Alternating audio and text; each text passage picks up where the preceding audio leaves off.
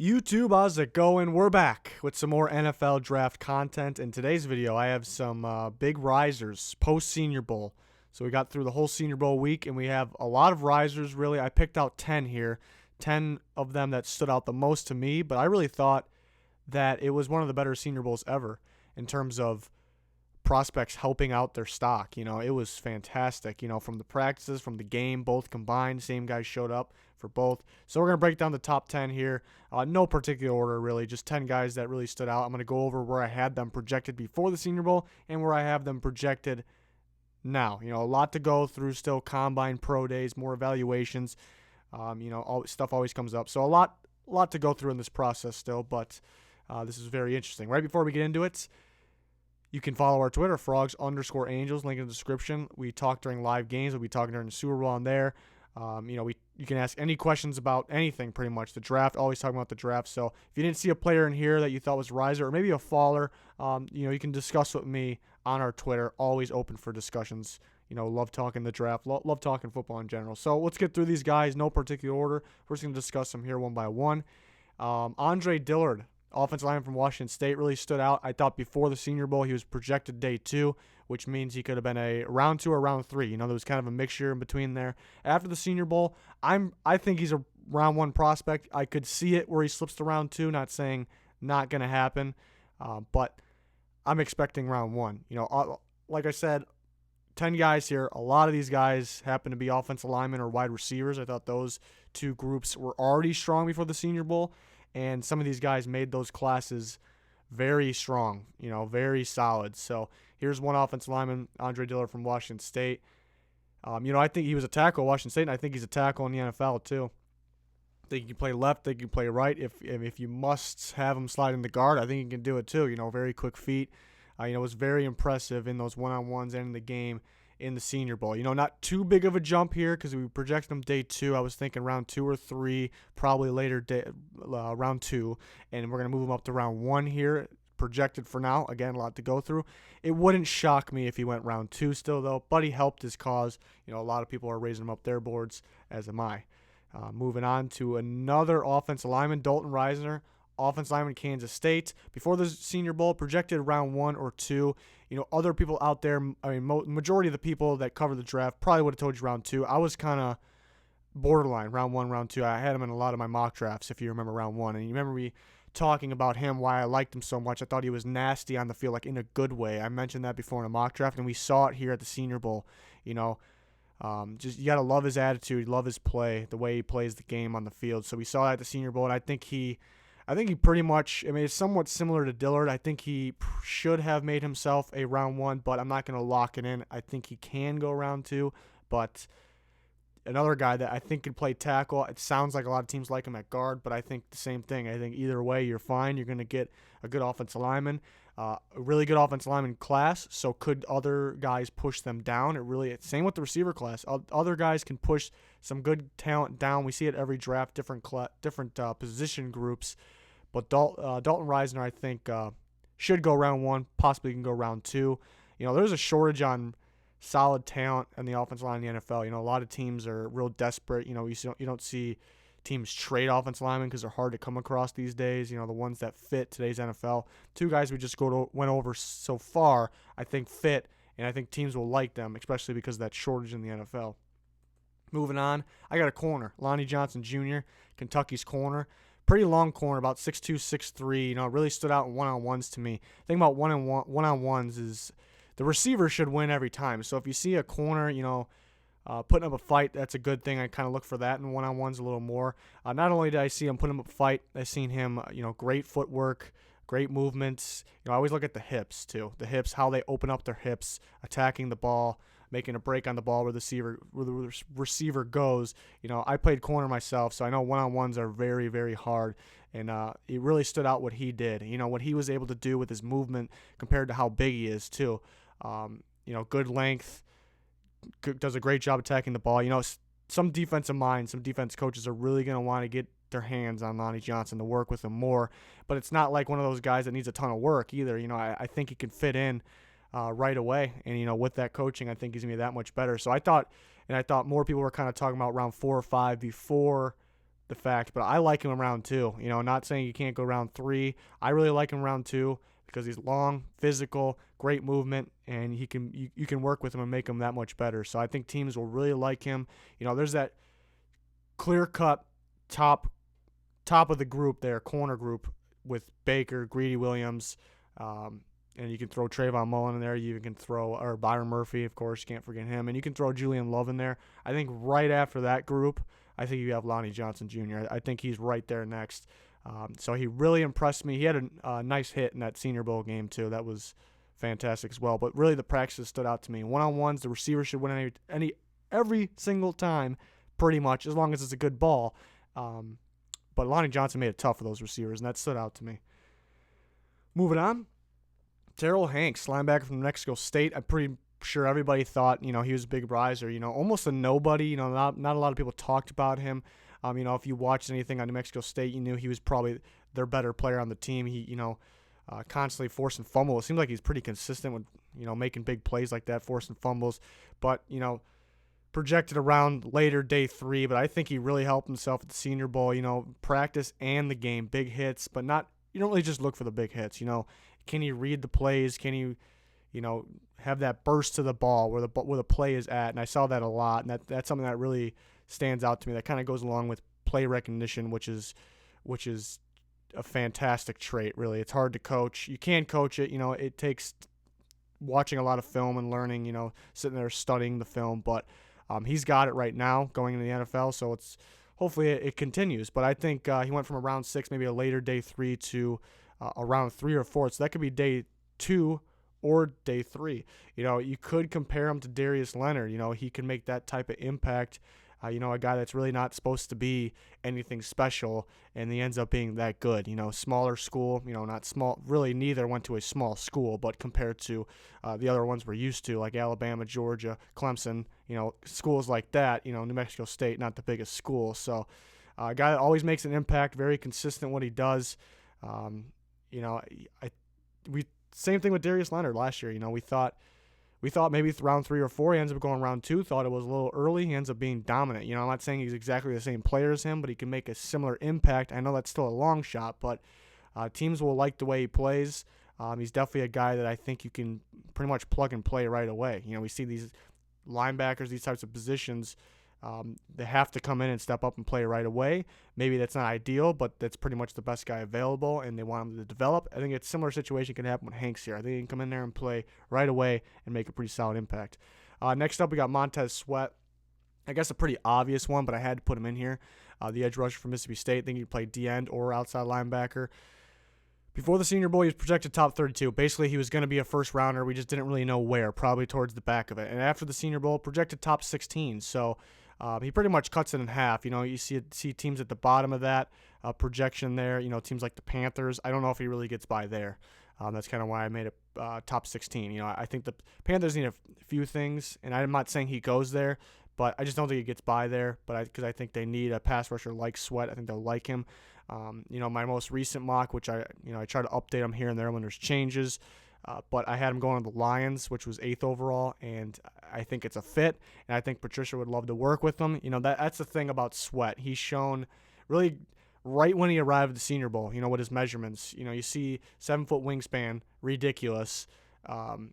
He's pretty much the measurables that he was listed at Mississippi State. A lot of those seem to be lies for some reason. They end up being a lot shorter, everything's kind of not realistic, it seems like, and I don't know why that is, but Montez Sweat was pretty much right there to what he was listed at Mississippi State. So very impressive, with those measurables, even like without the talent that he has, teams want to work with them. Those defensive minds want to bring him in, work with him. They can turn him into this freak, and you've seen it happen multiple times, and it's always a fun project for those coaches too. So there's multiple reasons they want to do that, but then he has the talent too, and we knew that. He was already a first-round talent, so he will go higher.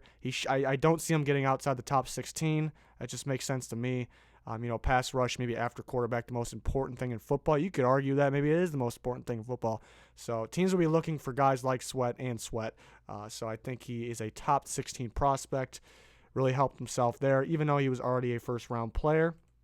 Penny Hart, we're going to start getting into the the receivers here. There's quite a few of them. And you guys out there already know I was very high in the receiver class as it was. This may be the best receiver class of all time. Maybe there's no, well, I think there's an elite guy or two, elite talent, but there's no like Julio Jones maybe or A.J. Green, Odell Beckham. I think there's pretty darn close once we get into talking about all the receivers, but there is a long, long, long list of receivers that can come in and contribute right away, and they have different traits, very good traits that fit today's NFL, and that's why I think it is a loaded and very, very good class. I love this receiver class, and it's impossible to really project where these guys will go because there's always that surprise. One guy will go ahead of the other guys you expected. Some guys get pushed down because teams draft off need mostly. I prefer drafting best available, but you do have to take a look at need too. But Penny Hart, shifty receiver from Georgia State, but although he's shifty, he can go deep too. Seen him do it all really. Was Georgia State's best player. I think they should have went to him more. I know they don't really have the talent around him to get him the ball more. Maybe you can argue. I think he was really not talked about enough before the Senior Bowl, projected round 7, maybe round 6. I think he's still round 4. He's shown he could possibly be a round 3 guy. It wouldn't shock me, but I think round 4 is where I'm guessing right now, where I'm guessing my grade could be too, maybe even higher. He can do a lot. Route running and one-on-ones was fantastic in the game. He looks solid. Knows how to get open. He fits today's NFL, the way offenses are run. We got to see what he runs in the combine. He looks very fast on the field. How does he match up against some of these other guys, some of the other guys we will talk about. So, again, even though he looked very, very good and he fits a lot of offenses today, and that's a pretty big boost, 3 rounds there, but it's hard to boost him up more because there's so many receivers that we just know will go ahead of him. A lot of guys that weren't in the Senior Bowl, and it applies to some of these other receivers we're going to talk about, but he was very impressive to me. A guy that I think can fit in right away. I think he can play right away. You just throw him out there and he can play. Maybe like a Kiki Kute from last year. I think better. I like Hart a little bit better as a prospect, but I did like Kute as well. So maybe like that. We saw him go in with the Texans and play right away. He contributed right away. Played. I don't want to say high level, but he definitely helped the team. So something similar to that, I think he could be. I like him a lot. Big riser. Another receiver, Andy Isabella, in somewhat similar situation here. That he was projected round 6. I know a lot of people were talking about him because he led the nation in receiving yards. Interesting person too. So a lot of people were talking about him, but I really didn't think he would go where he's kind of projected to go now. And he's a very hard one to tell because I think some teams will love him because he's very, very fast, very quick. He's projected to run 4.3s, maybe even in the 4.2s, which is insane. Kind of got to wait and see. I can't wait for the combine too, by the way. Can't wait. Today's NFL, the offenses are a lot quicker. The better athletes are playing more. So the combine always mattered, and people kind of always thought experts or teams overreacted from the combine, and they did a little bit. But now I don't think there's any of that. I think this might be the more important combine. I think that stuff matters. So we'll see what he runs. Maybe he can help himself even more. He showed the speed and quickness on the field in practices and in the game. Had an incredible touchdown where he not only had the speed. I think really his speed and quickness got him that broken tackle. It's so quick you can't get a chance to get a form tackle on him. It's going to be a sloppy tackle, and there's really nothing you can do about it. He can run routes, incredible footwork, can catch. Did have a drop or two in the practices. Not too worried about it, but you would like him to catch the ball. And we know he can get open and get the yards. He led the nation in receiving yards. Those types of guys translate to the NFL today. But projected round 6, I think projected round 4. There's some teams that he could go. He's a hard one. He could go round 2. It would surprise me a little bit, but it's possible. But I think round 4 is where he fits in because there's still going to be teams that don't like his size. 5'8" at the maximum there, and just there's teams that aren't going to like his size. They would like him to get more weight on him too. And the teams that do like him will know that there's other teams that don't like him, so they know they can wait. And when we see this a lot, it's not really mentioned a lot, but we see it a lot. I think. Completely different scenario and situation. But Shaquem Griffin last year, we all out here knew he had talent, better talent than where he was drafted. But the Seahawks knew that there's teams that probably scratch him off their board. Not probably. There's teams that scratch him off the board. So we can wait to take him. So I think that applies to different, situations. and undersized guys, I think is red flag guys, stuff like that. So I still think the other receiver group and him being undersized, I think pushes him down a little bit to maybe where some are overreacting and saying round 2 or 3, which is very possible. Like I said, a 3 wouldn't surprise me at all. 2, maybe a little bit, but I can kind of see it. Some team's really going to fall in love with him. But I'm thinking round 4 makes a lot of sense. If he goes and runs in the 4.2s, we got a different thing to talk about here. Vertical jump. I love the gauntlet drill for the receivers. A lot of that actually plays a part, and it plays a part, these last few years and this year and going forward more than ever, in my opinion. So we'll see what he does. We still got a couple more receivers here. This receiver class is unreal. Terry McLaurin, Ohio State wide receiver, talking about him and Paris Campbell, which one's the best. Before Paris Campbell was kind of getting talked more about being the best one. He had the more yards, he had the speed too. Before the Senior Bowl, I thought McLaurin was a day 3, probably an early day 3, which is round 4 or 5. I think 4 or 5 made a lot of sense. After the Senior Bowl, I think he doesn't get out of day 2. Whether that's round 2 or 3, tough to tell because, like I said, the receiver group very good. You could get pushed down. I'm thinking round 3 probably. Very good route running, knows how to get open. Doesn't have the best speed, doesn't have crazy speed, I should say, but he has speed. He's fast, very quick. Kind of the prototype of today's NFL receivers in terms of the size, measurables, how they can move, how they can catch. Kind of the prototype. He's right there in the middle. Not too big. They're not like the bigger guys like are supposed to go on the top of the draft. Not like the smaller guys that we just talked about.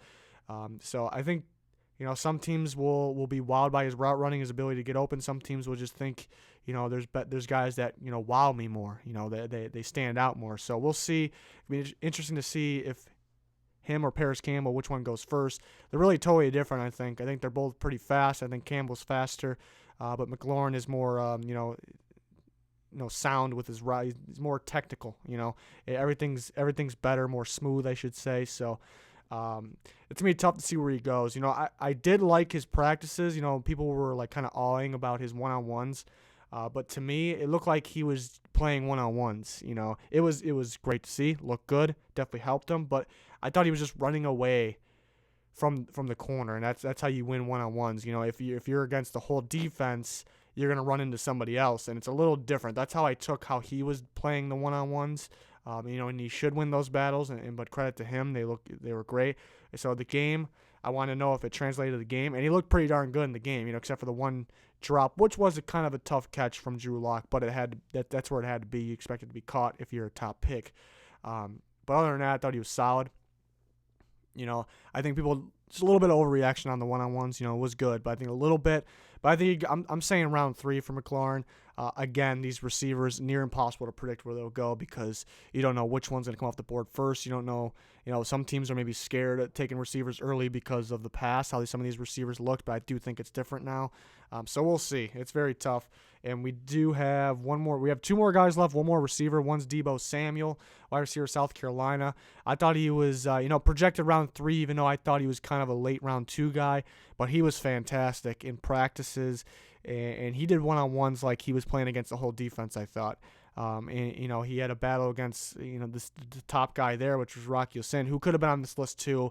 But, he definitely helped himself, but maybe not as much as the other guys. But Deebo was outstanding. In the game, if you watch him, if you just watch him, it wasn't the greatest performance, obviously, but if you just watch him, he was solid. He was getting open. His routes were great. He was kind of unfortunate which quarterbacks were the quarterback at the time. He had some bad throws. I think he did his part. In the right NFL team, I think he stands out more. He knows how to get open. He knows how to catch the ball. He can jump up, catch the ball over somebody. He proved all this, and he was dominant for South Carolina. So I think he went from round 2, round 3 to possibly first round. Most likely, I'd say early second. So maybe not a huge jump, but what this tells you from what he did here is he can play. He's going to go out there and play. You're going to get a good player. He really can do it all. So very impressed with Deebo Samuel. Again, the receiver list is crazy. But I think Samuel can wow in a lot of categories too. So I think that's why he has potential to go round 1.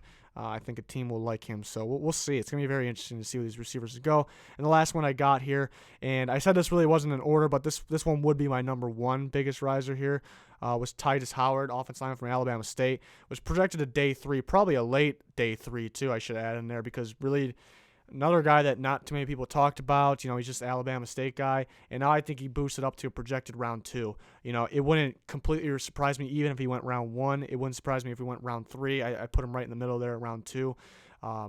It just looked phenomenal. Practices and the game, both just really stood out. He has the strength. He has he's not super fast or anything, but he has the footwork. He's quick. He's quick for a bigger offensive lineman, and he has, like I said, he has the strength to go along with it. It's hard to see. Some teams just go for the strength guys. Some teams go for the the faster guys. You've seen it last year, and we can make this guy stronger, get him in our program, and make him better. And then you got guys that can do both. And there's quite a few in this class. I love this offensive line class. It's going to be interesting to see where they go. But he is one that stood out to me a lot in terms of practice in the game, combining both of them that helps him get to this number 1 on this list. And, he actually is the biggest riser too, because he was projected late day 3. And now I would be shocked if he got out of day 2. I would be shocked. Again, people looking for offensive linemen. I think there's kind of a shortage. Some people would probably disagree, but there's teams that could use an entire offensive line, and teams will not trade. They will not trade offensive line. We rarely see it. I was surprised by that Cordy Glenn trade last year because of that reason. Really, the only one we've seen. So people need these guys. I think a lot of these offensive linemen like Titus Howard, I think they can play right away. There's some developing to be done.